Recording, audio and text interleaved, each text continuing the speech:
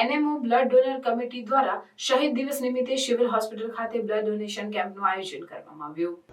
GMRS general hospital Junagadh ખાતે દર વર્ષે શહીદ દિવસને લઈને એનએમઓ બ્લડ ડોનર કમિટી દ્વારા રક્તદાન કેમ્પ યોજવામાં આવે છે. આજે પણ બ્લડ બેંક ખાતે રક્તદાન કેમ્પનું આયોજન કરાયું હતું, જેમાં મેડિકલ કોલેજમાં અભ્યાસ કરતા સ્ટુડન્ટો, સિવિલ હોસ્પિટલમાં ફરજ બજાવતા ડોક્ટરો, નર્સિંગ સ્ટાફ તેમજ શહેરીજનો દ્વારા રક્તદાન કરવામાં આવ્યું હતું. ગરમીનો રૂપ હોય અને લોકો રક્તદાન ઓછું કરતા હોય ત્યારે સિવિલ હોસ્પિટલ બ્લડ બેંક ખાતે રક્તની ઘટ પડતી હોય ત્યારે રક્તદાન કેમ્પમાં વધુમાં વધુ લોકો રક્તદાન કરે અને અન્યની જિંદગી બચી શકે તેવા પ્રયાસને લઈને રક્તદાન કેમ્પ યોજાયો. મોટી સંખ્યામાં સિવિલ હોસ્પિટલ બ્લડ બેંક ખાતે શહીદ દિવસને લઈ લોકોએ રક્તદાન કર્યું.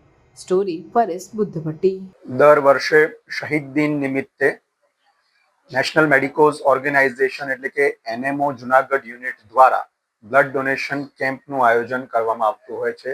તે જ પ્રમાણે આ વર્ષે પણ GMRS જનરલ હોસ્પિટલ જુનાગઢ ખાતે બ્લડ સેન્ટરમાં એનએમઓ જુનાગઢ યુનિટ દ્વારા બ્લડ ડોનેશન કેમ્પનું આયોજન આજરોજ કરવામાં આવેલ છે, જેમાં under graduate medical students, faculties તથા હોસ્પિટલના અન્ય સ્ટાફે ઉત્સાહપૂર્વક ભાગ લીધેલ છે. આ બ્લડ ડોનેશન કેમ્પમાં 200 બ્લડ યુનિટ મળવાની ટાર્ગેટ રાખવામાં આવેલ છે અને તે ચોક્કસપણે પૂર્ણ થશે.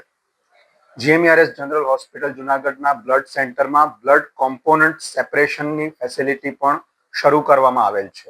આથી આ એક બ્લડ યુનિટમાંથી 3 કોમ્પોનન્ટ્સ તૈયાર થશે: fresh frozen plasma, red cell concentrate અને પ્લેટલેટ્સ.